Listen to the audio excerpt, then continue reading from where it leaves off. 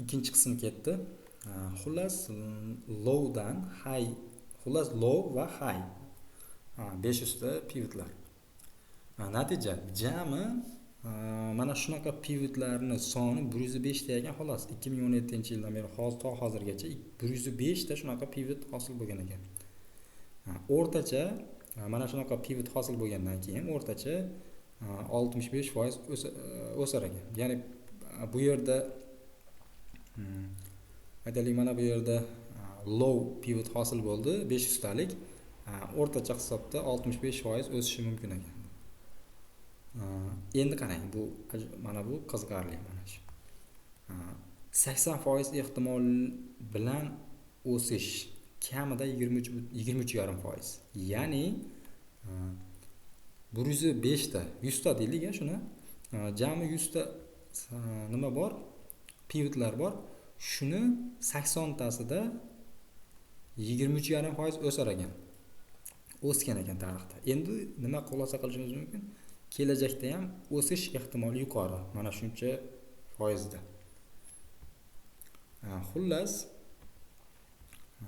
mana bu bizni qanoatlantiradimi? Mana shu bizni qanoatlantirar ekan. Qarang, mana shu 500 talik low pivot, mana shu joy. Endi buni o'lchab ko'ramiz.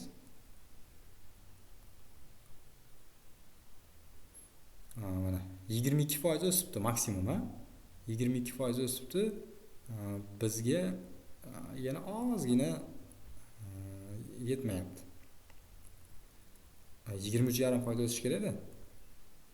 Ozgina o'sish kerak yana. Demak, potensial bor. Kvant tahlili shunaqa amalga oshiriladi. Mana shu joyga chiqish kerak-da. Mana 3-4% atrofida o'sish kerak Bitcoin. Bu 80% ehtimollikda. Bu balki 30-40% ga ham ko'tarilib ketishi mumkin. Xullas mana qarang. 80% ehtimol bilan tushish kamida 17,5%. Ya'ni bu nima degani? Agar yuqorida pivot hosil bo'lsa, mana bu. O'zi mana shu 500 talik pivot. Bu tomonda ham 500 ta, bu tomonda ham 500 ta chiqadi. Keling buni o'lchab ko'ramiz.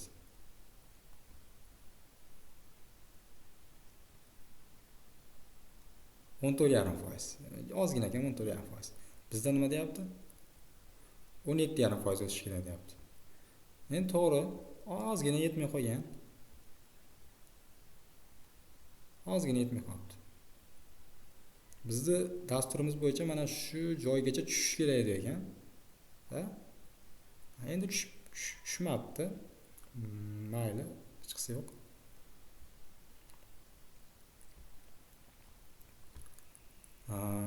Xullas, keyingi tahlillarni davom ettiramiz. O'sish harakati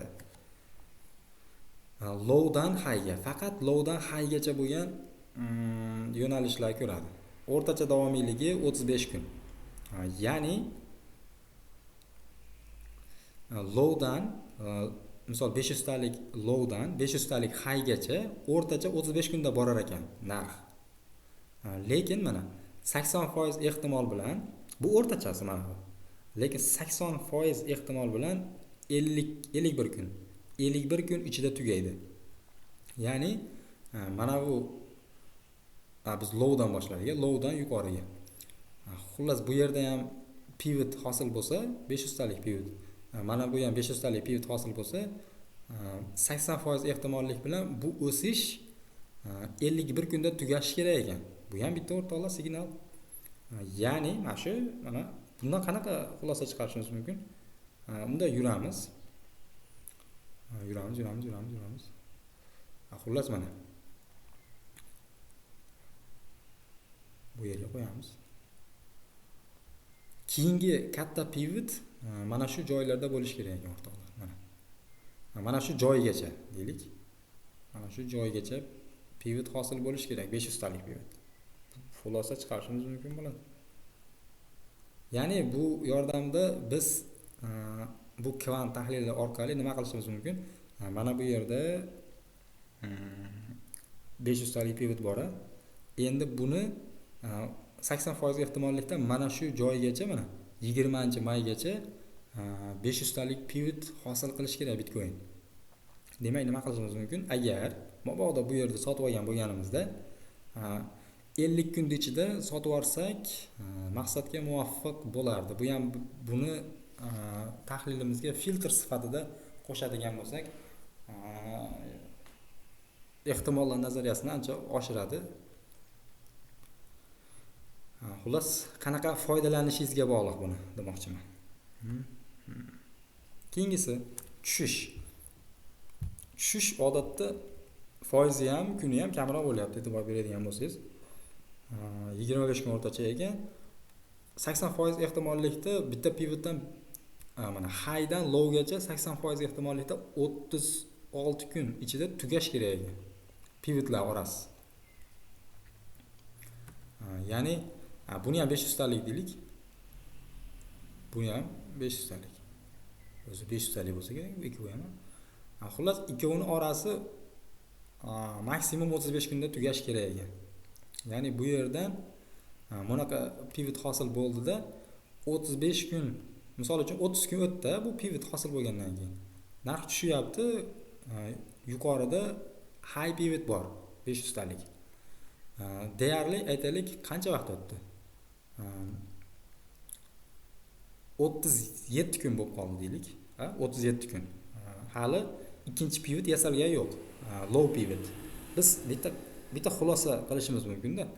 Katta ehtimollik bilan narx qaytadi deb turib, DK usulida, dollar cost average nima, xullas shunaqa usulida buni aktivni yig'ib olishimiz mumkin bo'ladi.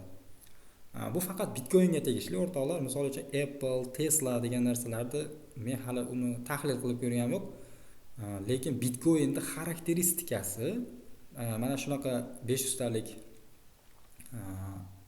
pivot hosil bo'lgandan keyin 35 kun ichida qaytish kerak ekan narx odatda. Maksimum 35 kun ichida, 36 kun ichida. Demak, 40 kun o'tib ketib qoladigan bo'lsa, biz qo'rqmasdan uni sotib olish rejimini o'zimizga bir signal sifatida ko'rishimiz mumkin bo'ladi. Bunda ham pulni bo'lib kapitalni bo'lib sotib olsak, yana ham ehtimollikni o'zimiz tomonga oshiramiz.